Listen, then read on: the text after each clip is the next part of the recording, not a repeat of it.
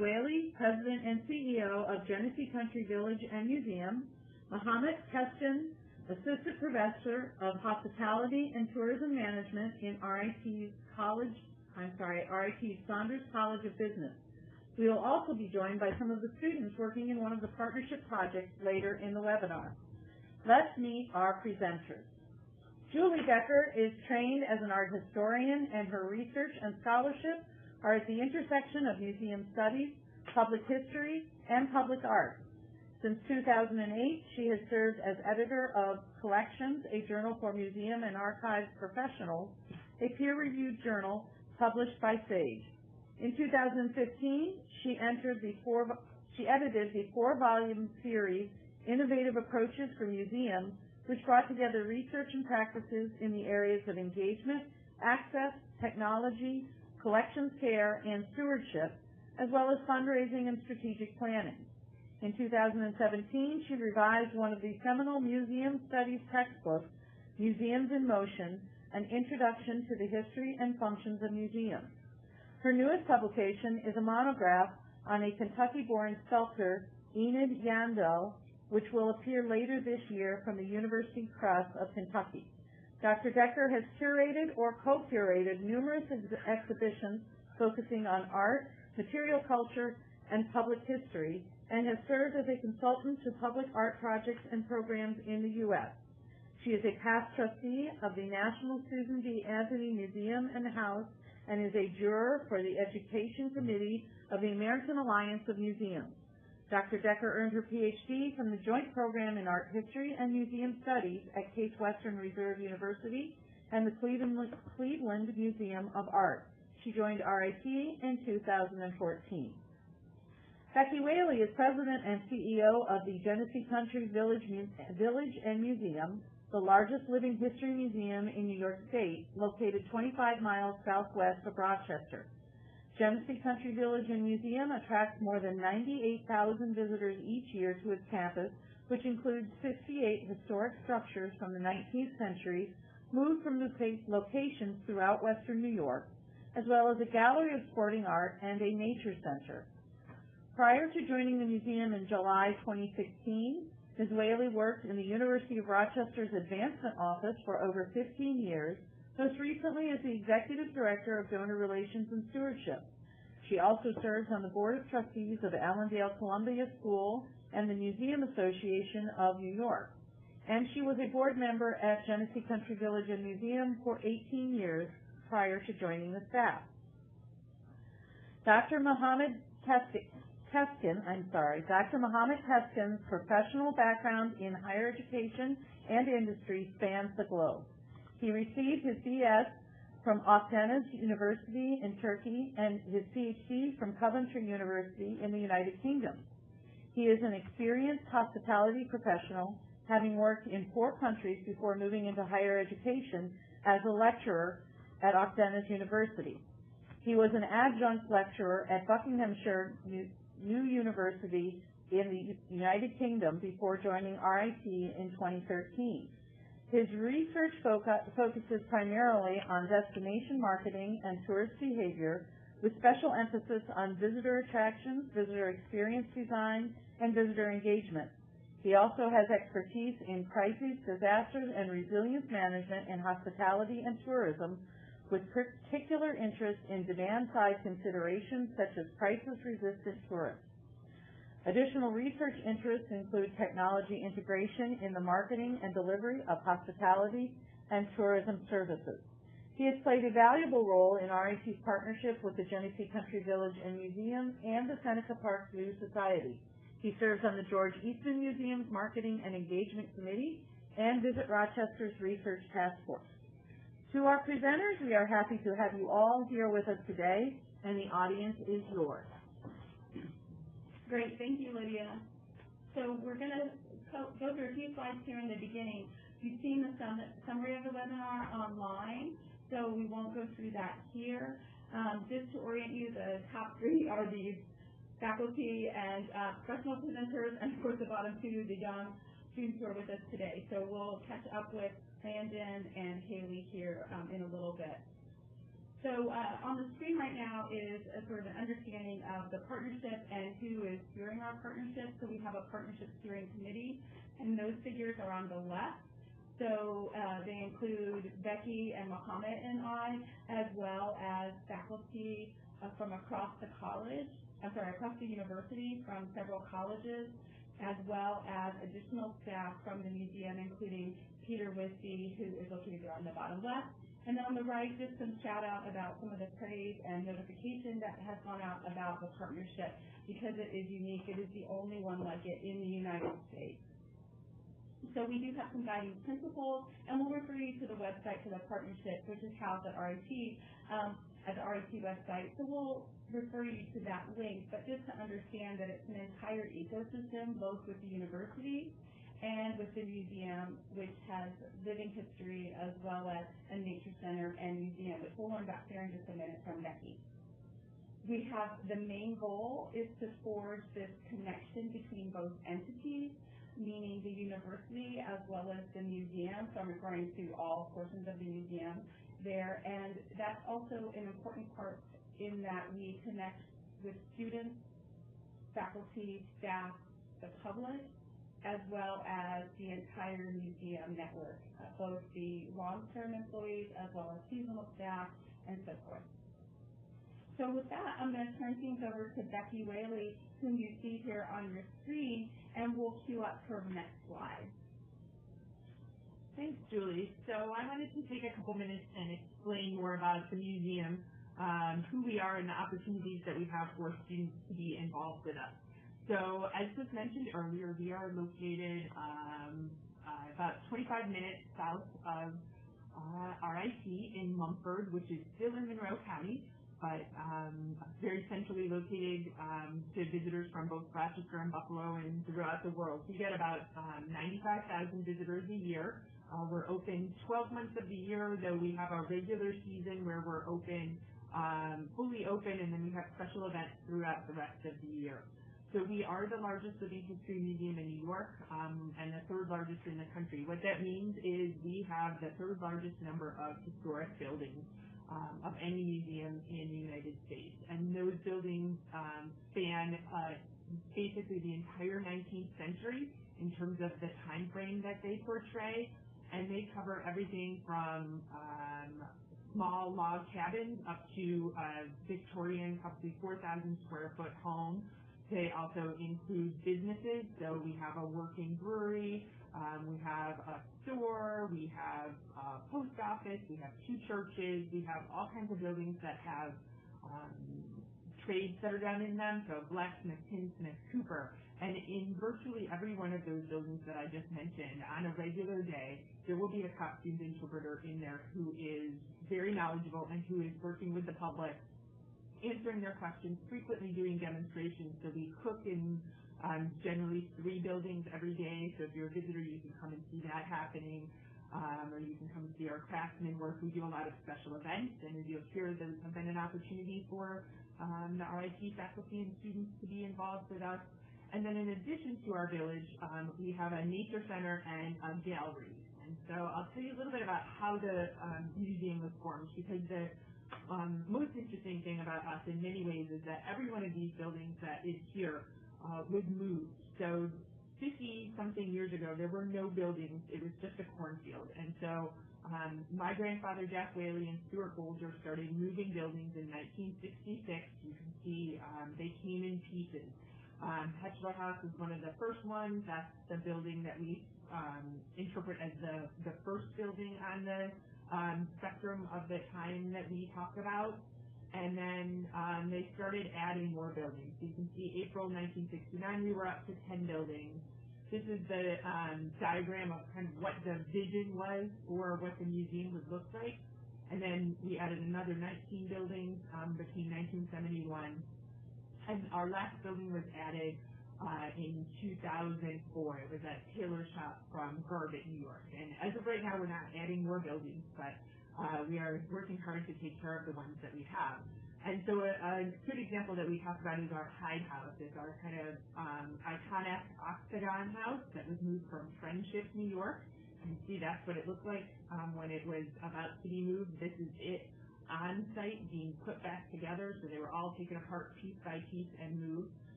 And there it is, fully restored. So as you might imagine, we had a lot of challenges keeping that many historic buildings in good shape. And this is another project that RIT has helped us with. So being able to climb to the top of this house and look at the roof is not easy.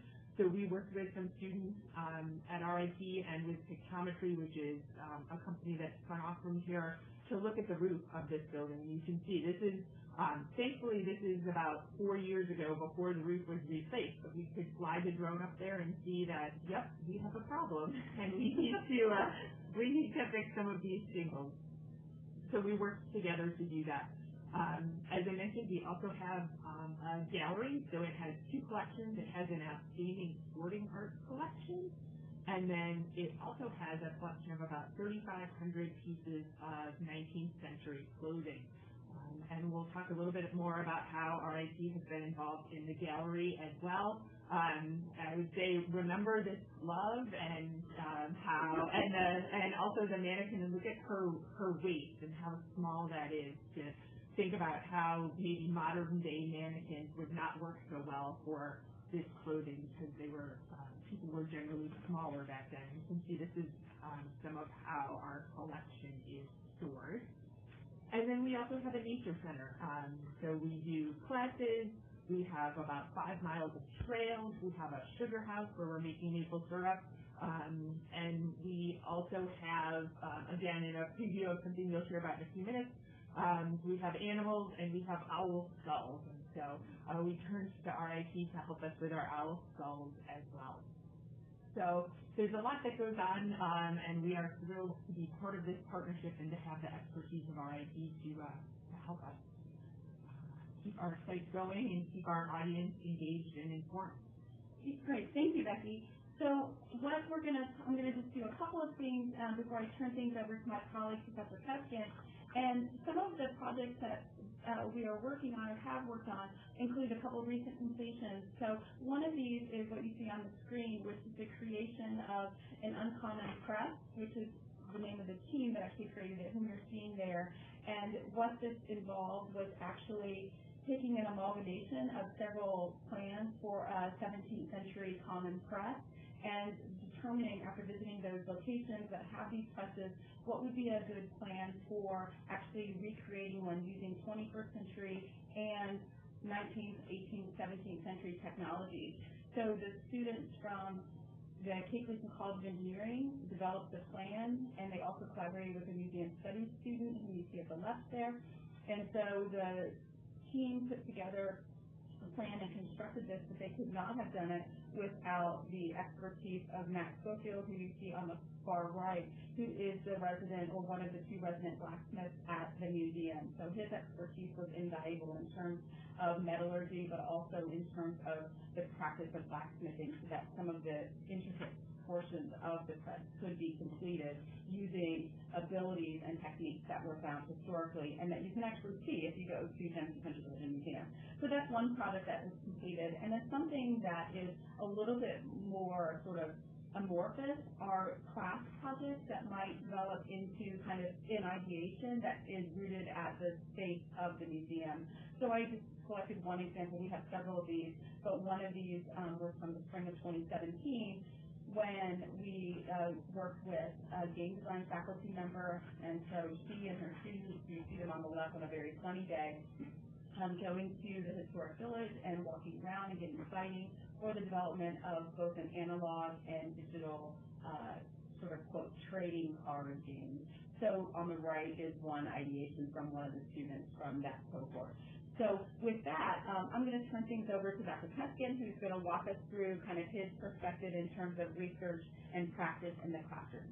Thank you, Julie. As I will be coming shortly, I find this partnership extremely valuable for myself because it has been very useful for my teaching and research practice at RIT. I strongly believe that some teaching and learning practice begins and ends with a learner-centered approach. I therefore seek learner collaboration and engagement, and I find partnerships as this one extremely valuable to do so. RIT students love hands-on experiences, and I love providing them experiential and collaborative learning opportunities. My students go and visit the museum as a visitor with a consumer mindset, which is an outside-in perspective. So we try to understand what customers, what visitors expect from their visits to this cultural exercise, for example. So students develop and conduct a user experience analysis, which is made of touch points during their customer journey, before, during, and after. So what kind of things that they experience, what are their expectations, what are those things that they experience there, what kind of messages that they take from their interactions with the museum, with other customers, with other visitors, and etc. And now we are trying to identify their respective emotions around those. So this is very much a perspective from the customer mindset. And later on, we invite museum managers, as you can see from those pictures.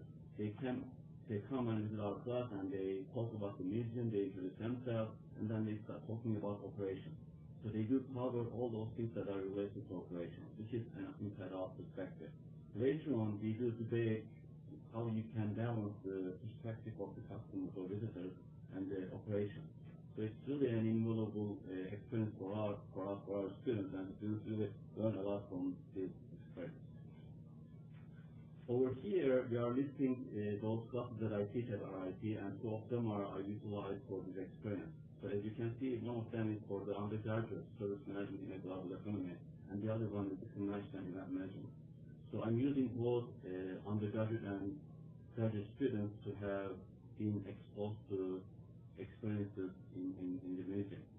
Our graduate courses usually are attracting students from international countries, and they really enjoy being involved in this type of project, and museum itself is also providing them some sort of context in terms of the history of the United States as well.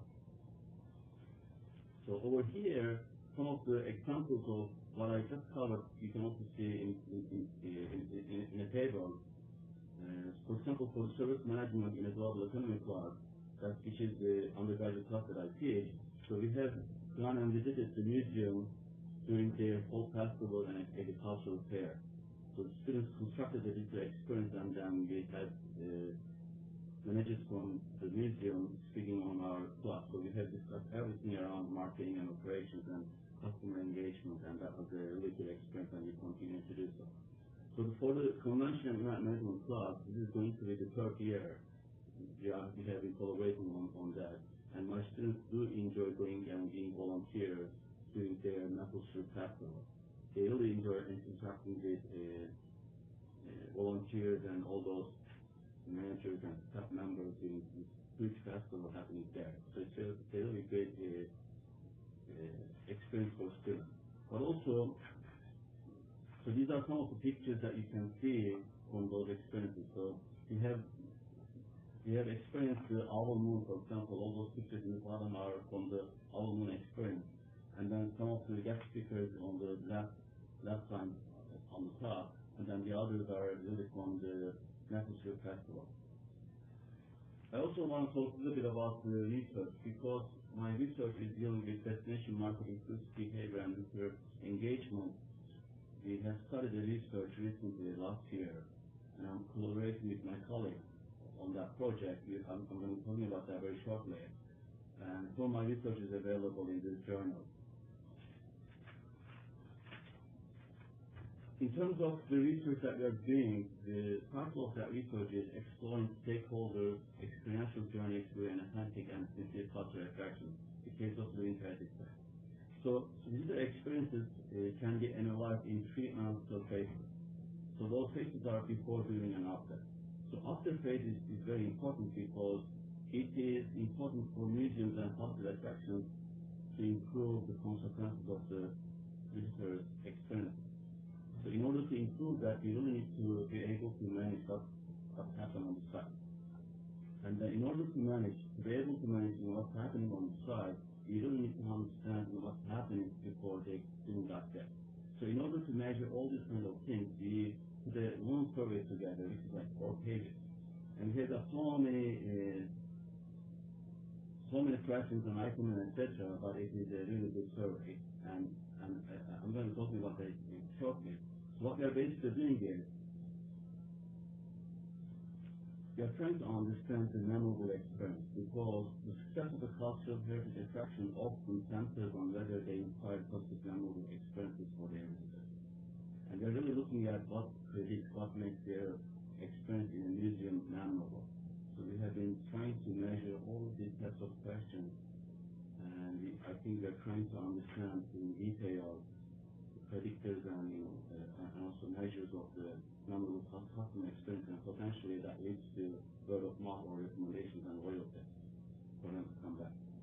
So basically what we have done is to investigate all those relationships between those food trucks and items and everything. We have surveyed 1,000 visitors at the James Council Museum in the summer and fall last year.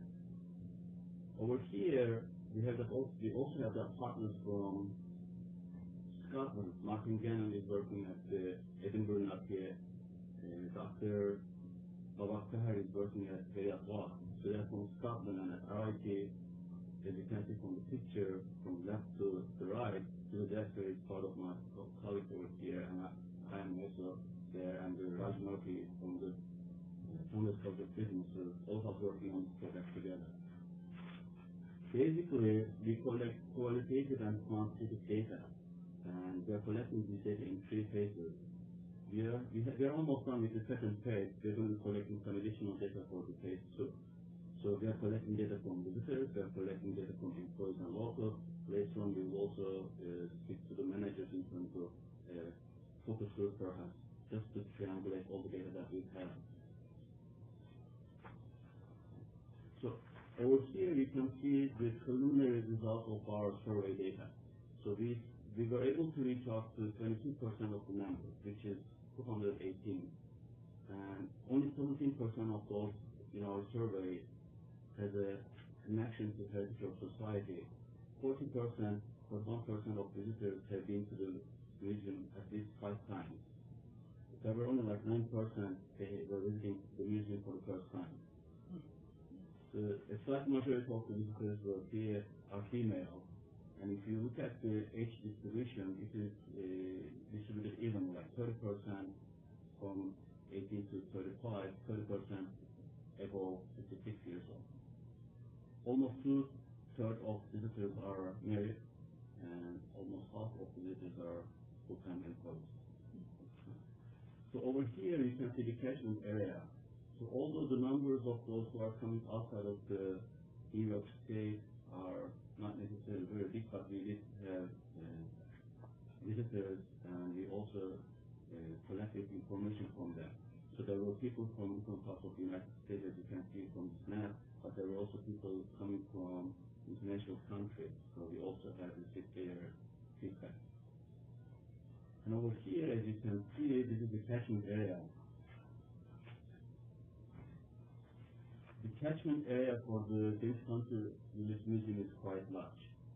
A great proportion of visitors drive at least 50 miles on way. So we will be giving the details of those later on to the managers in the museum. So over here, as you can see, we just differentiated the mean scores in terms of numbers and visitors. As you can see, all the items received highly favorable ratings. So this is a scale from 1 to 7. The perceived value is 6.6 for member and 6.30 for visitors. They all think that it's a memorable experience, 6.40 and 6.10. So these are quite high numbers. So what we are trying to do at the end of this thing is, we are trying to reduce the number of questions that should be asked in a survey. So we're trying to understand what will really predict the customer's memorable experience. So how can we reduce the number of questions that we're going to ask them, and that question can perhaps be utilized to measure what is memorable experience number of more. So we are still analyzing our data, etc., and this is all I can share for now. Dr. Teskin, we have a quick question. How long has this research been going on? Is it a single student team, or has it crossed over multiple teams? So we have 5 scholars right now in this research, but we have utilized so many students helping us throughout the project, and we still continue analyzing the data. and they will continue analyzing more data this summer. And we are hoping that perhaps we will be able to hire some students this summer to collect additional data that will have also an extensive data, because we don't want this to be only a cross-sectional data collection. Although we do collect data from multiple sources, but we also want to continue collecting additional information. Okay, and one other quick question, what does WOM mean, and what are the scores related to? I think you said it was a 7-point scale? Yes. So the WOM is word of mouth.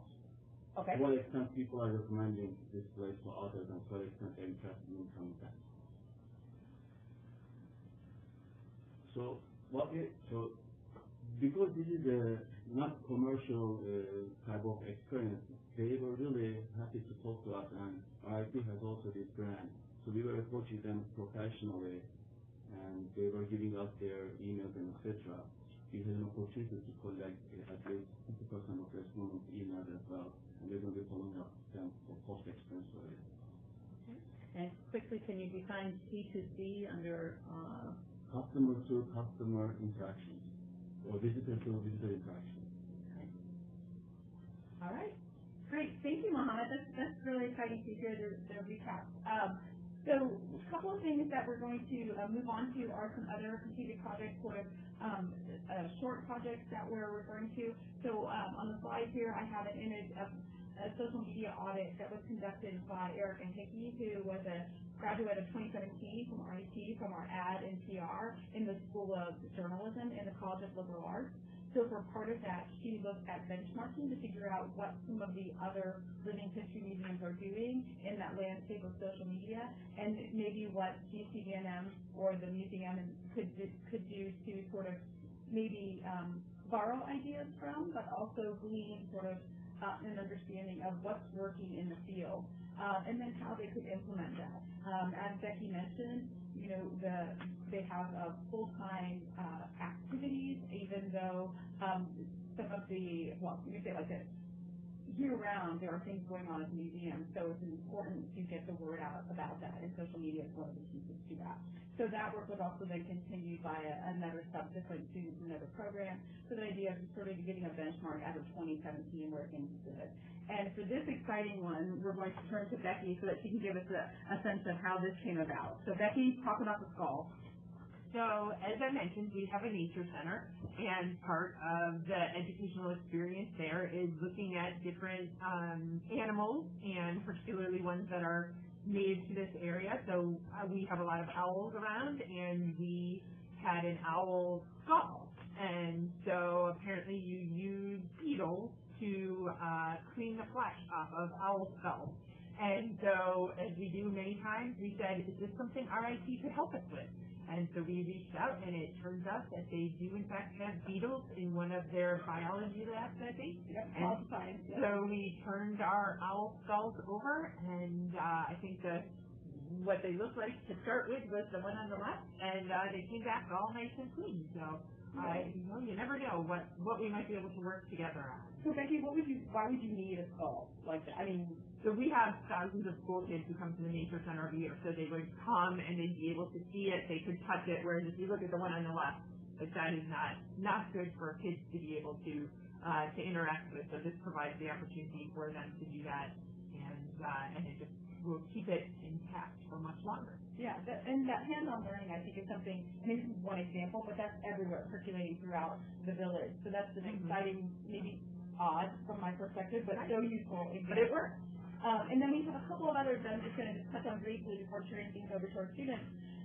So on this slide, you see an image of a project that we developed in consultation with Professor Nitin Sampat out of the College of Art and Design. And we were his team was funded by Facebook to develop a Facebook 360 image capture system, which you see on the right, which is the RIT version of it. And then GCDNM was a site where we actually took this, I'll call it a contraption for lack of a better word, to capture video and to determine how we could render that video and what the video would look like, and is it possible to use 17 cameras, so 15 around the center, and then one on the fisheye top and bottom, to gather visual information. So what you're looking at here as audited as it is and is looking odd, in the center you see something that looks like it has legs extending out from it, and then me crouched down next to Nora, one of the students on this project, and we are in one of the buildings at the museum with the apparatus capturing the video from those 17 cameras. And so what you're looking at is a pan of that view, as if you could panoramically sort of unfold all of that video. And so we're using the museum as a site to capture video, to get some nuances about historical clothing and interpreters and movement and so forth. And the museum was one site for that very large project. We also have started a tradition in 2017, it's a young tradition, but it is a tradition, of taking students from RIT to the museum for the Fall Festival and Agricultural Fair, and it's been a huge success. We've had more than 80 students sign up and over 100 attend this event, and it's a great way for us to share the beauty and the wealth of the museum and all that it offers, and also bring people maybe back in time in some ways. Okay, Julie, just a quick question. Does this 360 video serve as a stepping stone toward VR technology? Short answer, yes, it does. I mean, this is the motivation for that. Let me just pull back that. The motivation for that was to sort of see how you could, out of the box, build something yourself, as opposed to buying a huge apparatus that would cost thousands and thousands of dollars. And so the idea was to capture that video and then maybe think about what you could do with the rendering of that. To make a long story short, we encountered a number of technical problems, and I'm quoting or paraphrasing my colleague Nitin Fantas, who said that part of what we dealt with as the issues with this project, and you can see it evidenced here with the light glaring through on this gorgeous stunning Rochester day, which those are rare friends, you know, I think we get maybe 100 of them in a year, but is that we had to address light and light emission and light capture in a way that brought him back as a photoscientist, back to the days of analog photography. So it was trying to correct on this side of the viewfinder rather than the other side. And we've been so enmeshed in the digital world that we think of it as like, oh, it's digital. I can fix it later. I can believe the fact that, you know, I have parsley in my teeth and I don't, you know, I didn't need to have that when I was taking a photograph. But this project brought us back to the sense of being sensitive on this side of the capture, because you cannot easily render out every error and mistake, which then led us to a stepping stone of, well, how does this translate into the AR, VR world? So the short answer is yes, and then what I just gave you was the partial long answer. Moving on to the couple of other things, I'll send these over to the students. We've been working with the students from Muhammad's area, as we mentioned, with the visitor experience analysis. That's ongoing and continuing, and as I mentioned, the social media is ongoing and continuing. So on the left is Grace Blondell, who picked up from Erica Hickey's wonderful work, and she continued that work with social media and working with the museum on that. And then now I think we'll turn things over to our students. This is a short little teaser for what you're going to see here in a moment, and we'll be hearing from one of them, Landon, who's on the left. But I think Lydia's going to introduce herself. Yes, we want to welcome two RIT students to this webinar. Landon Hatch is a museum studies major in the College of Liberal Arts. She is a third-year student from Elmira, New York.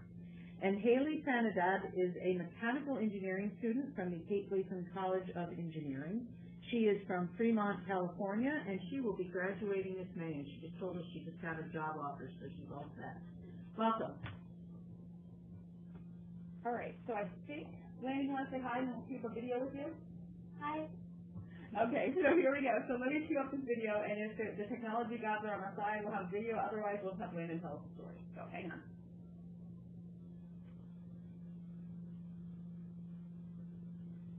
And there's no audio, but it's captioned, so. Didn't hear it if I have the captions turned on.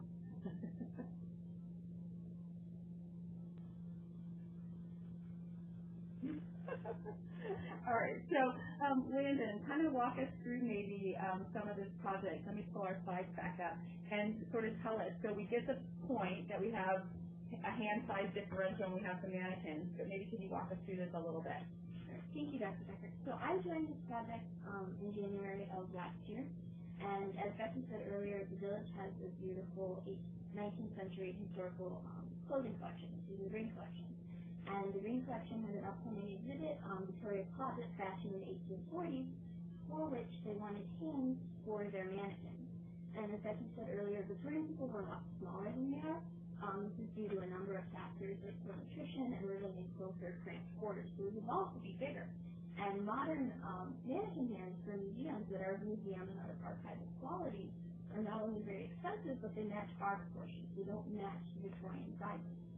So for the museum and the gallery, we printed hands in 4 sizes. We did a child size, which was about 0 to 4 youth, 6 to 8 women, and a man's hand. So Lynn, I think that bottom right picture is a good indicator of kind of size and all of the sort of differences there. Can you maybe tell us about the couple images up on the upper right there, what's going on there? Yeah, so I came onto this project, and I'll start with the second from the left. I'm a very visually inclined person, and I'm a liberal arts major, and so you say something like polygons, and my eyes gloss over. So I needed, so we came in, we had a list of dimensions that we were asked to fit, and I said, that's great, but treating this kind of like an artist commission, I need more information. So I sat down, and in my notebook, I traced my hand out 4 times, just like you do for a turkey Thanksgiving card in grade school, and I said, can you give me the dimensions, from wrist to fingertip, from wrist to circumference, from thumb to pinky. And so that's what we ended up with. So these are modeled after your hand, you can say, in some ways. In some ways, yes. I brought to this project my attention to detail and a host of very bad hand puns. So, to find the files, we scoured the internet, we looked at a lot of open source servers, and we ended up with the hands that you see that are second from the top right, and these have an extended wrist so they can fit the village's mannequin arms. They have soft arms that can be fit in, and then a wire that's threaded through so that way you can hold to make it more secure. Well, and let me just say one thing. I mentioned on the upper left is Mike Buckland in the, I think it's Pastor, from the Construct, which is RHC's student-friendly makerspace. So I think that was pretty much your home for about a year. And then next to Mike with the sort of burgundy reaching towards the hand is Patricia Tice, who's the curator of the Whaley Gallery at GCDNM. So you were constantly kind of back and forth and involved with both Mike and with Patricia, sort of figuring out how to make this optimal for the museum's needs. So you weren't sort of squirreled away in a 3D printing lab, although that bottom left image makes you look like you were. But okay, so maybe tell us what's on the bottom with the sort of blue and the black hand creepy thing, and then we'll move to the next slide. Okay, so that hand is our second prototype. That was one that we ultimately decided not to use because it's a very static gesture. We wanted something that looked more natural as the mannequins were positioned in different forms. The red one is our very first prototype that was printed with very thin filament, and we tried to do what we call the broccoli blanch process, where we would heat the filament up in boiling water and then try to bend it so it could hold different museum objects. Got it. And then, so along the top, maybe walk us through that, and the audience probably knows what the bottom is, so I'm guessing maybe, but we'll tell them if they don't. So maybe tell us about the top a little bit. Okay. So the top, like I said, that first photo on the left is our second prototype. The second is the hands as they were in production. That's from my coffee table. I had them all laid out. So I could categorize them and keep track of the numbers we printed. You can see we ended up using 3 sizes as opposed to 4 because the child and the youth sizes were very similar. And it kind of gets lost in translation. So we realized that we could be either layering in and just use one. So we ended up using the youth size, the female size, and the male size. And the hands took anywhere between 8 to 14 hours to print. The male size obviously being the biggest, taking the longest time. And then they were sent off to the village to be sanded if necessary and then primed and painted to match the mannequins, which are navy blue color. Wow, so you're talking a lot of time investment for something that the museum is going to reuse. I mean, these are for an exhibit last year and we continued production, but they're going to be on view for the exhibit. What's the exhibit called, Becky? It's Victoria's Closet. So last year we talked about the 1840s, and this year we're talking about the 1850s. And when does that open? It will open when our regular season opens May 11th. Okay. But yes, we will use those hands for years. I mean, they're very sturdy and they will last us a very long time. So in terms of like time, thinking about maybe 8 to 12 hours plus the painting, all of that, I mean, you're talking 15 to 20 hours per hand, but a long-term investment, I think that you couldn't actually just go in off the shelf. Bottom, just in the interest of time, we're going to move on. Bottom is Imagine RIT, and when Landon says hand tons, we made everything about the hand, everything about the partnership, and so shout out to my dean, Jamie Weinbrake, on the bottom right, who got his hands inky for us. And you see Landon on the second image on the left, on the bottom, showing little kiddos at Imagine about how a 3D printer works. And what's the phrasing you use for that, Landon, to make it visitor-friendly? It's like a hot glue gun or something? What's really interesting is that because I'm not a 3D print person, I'm able to, a strength of the partnership is our ability to engage with the public as opposed to having, very one-sided conversations where I'm talking at you about 3D printing. We're able to have a conversation. So I would describe, and I hated to say it within Mike's earshot, but I would describe the hand, or the 3D printer, as a glorified hot glue gun. So you load the filament in, it heats up, and then it extrudes to make the shape you want it. And the public, we had a really great response. They said, that makes perfect sense. Thank you. I've seen 3 different 3D printing exhibits today, and yours is the first one that actually meets me where I'm at and explains it into a way that is digestible and easily accessible to me. Awesome. Thank you so much, Landon. I really appreciate it. This is great. So I think we'll turn things over now to Haley, and we'll start her with a video here in just a second. And again, it won't have sound. We'll get the captions turned on. We'll just do a little snippet so you can visualize the project that she's actually talking about. So give me 1 sec for that.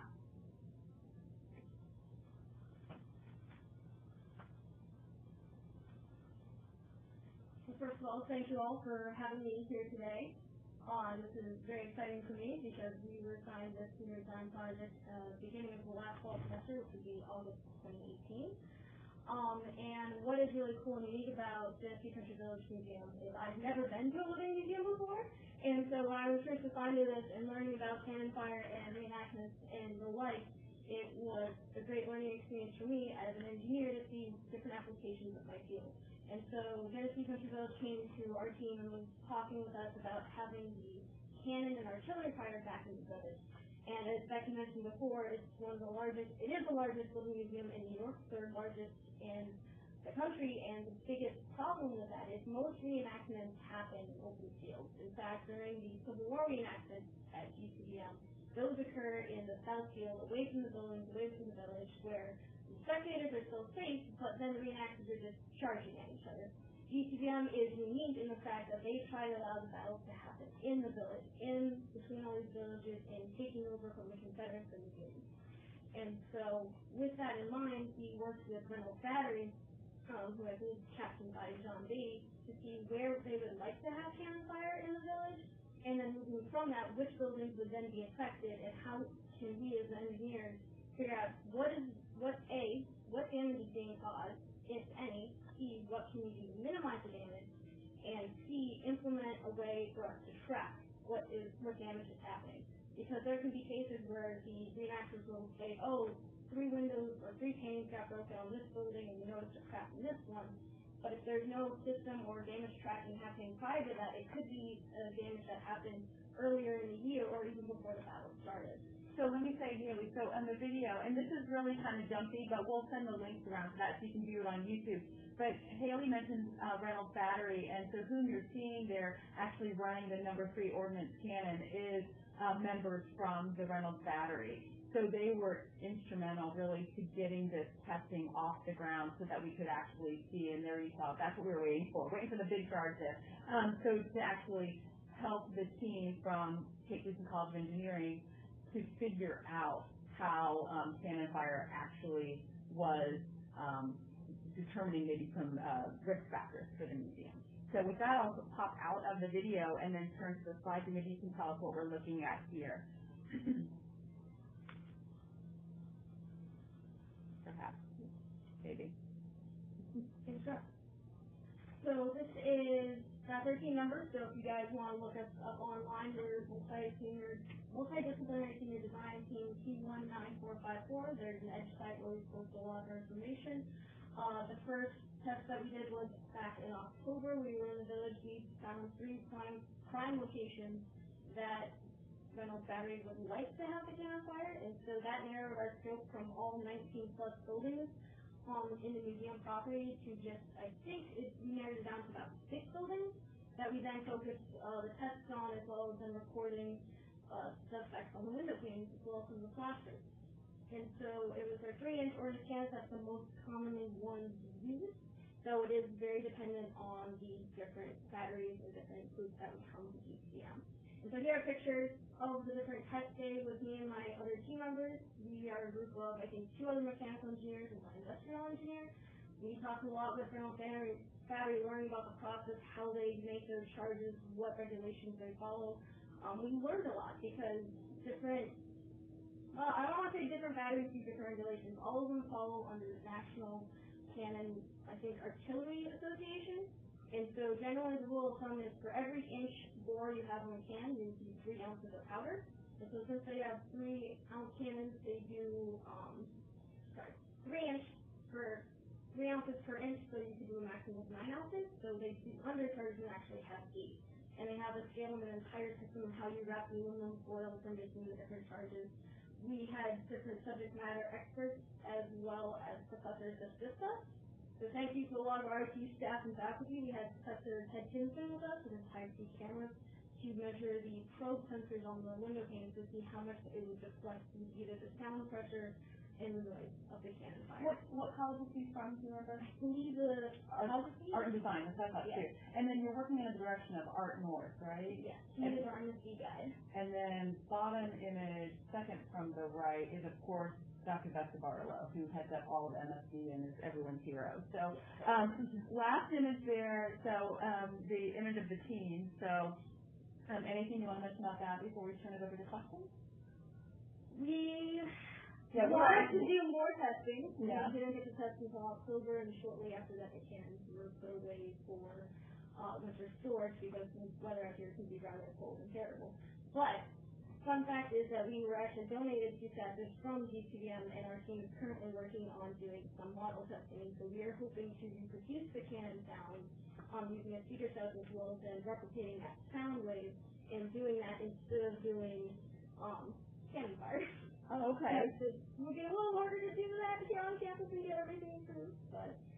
So big picture takeaway, if we come to Imagine RIT, will you tell us a big story about how successful you were or not, or what's the end game here?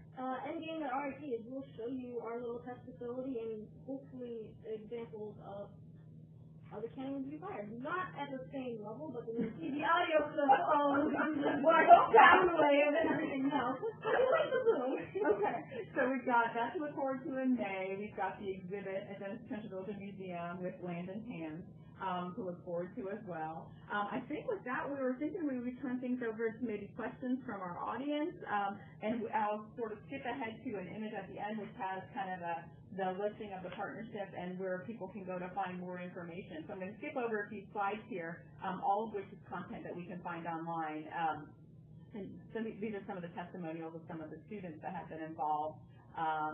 But this is the listing here, barely visible as I'm seeing it now on my screen, but we will amend that. And information about the partnership. But I think at this point we're going to turn things over to see if folks had individual questions for us or anything of that sort. Yes, if you do have questions for Julie or for the students or for Becky Whaley, go ahead and enter those in the chat box, and we will take your questions up. We do want to let everyone know that as Julie's listed here on the screen, there is a website for the partnership at www.rit.edu/GCVM. That explains both the background of the partnership, and there's a lot of information about the actual projects that are being done there. And I believe there are also some links to some of the videos of the project. I think Landon's project is linked up there, and Haley's project is linked up there, and there may be a few others. Yeah.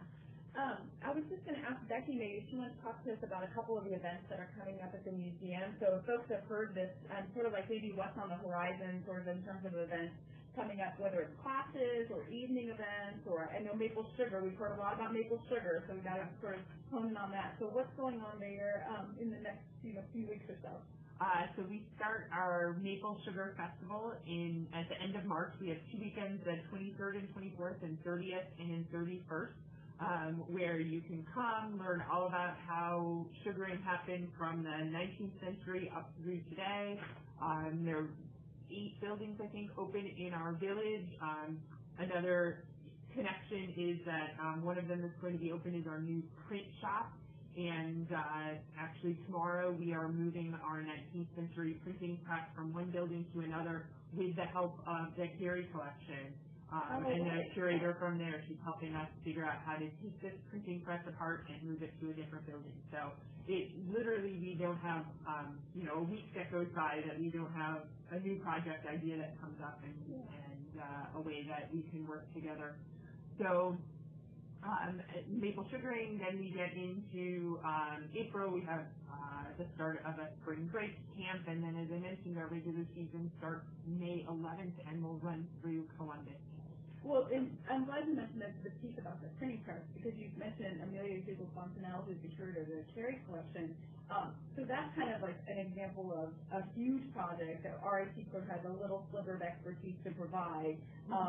And then there might be other ways that maybe students or others could be involved in sort of when it gets to that new building, what the next step is. So a lot of these projects are scaffolded with kind of one layer of engagement, and then there might be other sort of trickling effects too. So awesome. Absolutely. So Julie, could you, we have a question coming in where we're being asked what the process is to identify and screen possible projects, who is involved, and how is that decision made? Sure. So in terms of the partnership, the website that's listed right there, actually it has a visual too. So if you go to that website and then if you go to the direct middle of the top menu where it says proposed project, that is where people would input information about proposing a project for the RIT GCD&M partnership. Now, that's kind of the clearinghouse way to do it, the sort of public-facing way to do it.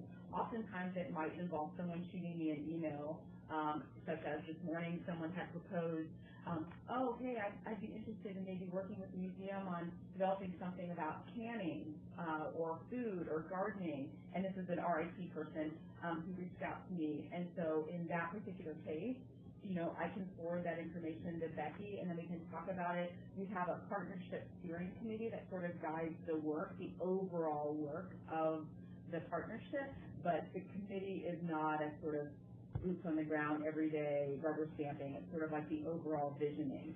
So people can do a couple of different things. I'm always happy to facilitate on email or by phone or somebody reaching out to me, and then I can help to facilitate with the museum to see what might be possible or probable or practicable at this point, and then maybe how we can implement an idea. So that's a great question. And so the short is the menu at the top, but the reality is most often direct contact with me, and then I work through the museum and call Becky or text her with some crazy ideas, and we see which ones actually stick. And then we have another question, which we are thrilled to hear. 2 people have asked if there's opportunities for alumni to be involved in the project. So Becky, your thoughts on that? Sure. I think there are a variety of ways in just looking textile knitting and spinning. Sure, those are areas where our current interpretation staff has dwindled, the people who have those skills in those areas. So we're always looking for people who might be interested in volunteering with us and teaching or being in a building a few days a week. So I would say to get in touch through RIT. Yeah, I think the best way, and as I said, we really do encourage alumni who have an interest in this. What I would recommend you do is contact Leslie Wilson, who is the Director of Alumni Relations in the College of Liberal Arts. Let her know that you saw this webinar and that you are interested in learning more about how you can be involved. You will also get information at the end of this webinar about how you can ask additional questions of us, and you can certainly send us your information and say you were interested in how you can be involved, and we will pass your information along as well. So there's a couple channels for you to do that. So there's a question about the skills that we need. I would say, honestly, we need skills in all the areas that I talked about, the buildings that we have. So blacksmith, tinsmith, coopering, and then some of the domestic skills, weaving, spinning, quilting, cooking. As you might imagine, the people who have those skills are quite honestly dying off. And so to find those who either come with skills like that or who are willing to learn and willing to work with us throughout our regular season, that's an area that we really need help with. So if you have any skills that are transferable to the 19th century, we're happy to hear from you and to see how we might be able to work together. And I would say too that, some things like, for example, Haley's project with her MSC team, if there were someone among the alumni who actually was a reenactor, or is a reenactor, or has skills with canon, who is ordnance, those kinds of things. I mean, we're always happy. We do have the website, and I do sort of request updates to that regularly, but there are other ways that alumni can become involved in providing advisement for that kind of thing. Or you can sit with Landon watching a 3D printer print a 3D printed hand, and maybe you can press, is it start or play? What's the extra word? How does it land? Start. It's okay. So, there's a multitude of ways. So if this piques your curiosity on any of those fronts, the historical village, the nature center, if you're a fan of maple sugar, any of these fronts, and the Whaley Gallery, reach out and let us know, as Leslie said, through as Lydia said, through Leslie Wilson, because I think there's probably ways that you could definitely become involved. Yeah, It is such a multifaceted partnership. I don't think there is an area of the university that is not in some way involved or engaged. So whatever your interest, your skill set, your background is, if you find this partnership interesting, let us know, and we will find a way to connect you into it. That would be my best recommendation. So with that, I believe we are at the end of our time. So for those of you that were just asking about this, additional questions or comments can be emailed to ritalum@rit.edu or tweeted to @RIT_alumni with the hashtag #MeRITWebinars, and we will direct your questions to the presenters. Many, many thanks to all of our presenters for taking their time to be with us today, and thank you to all of our listeners for joining in.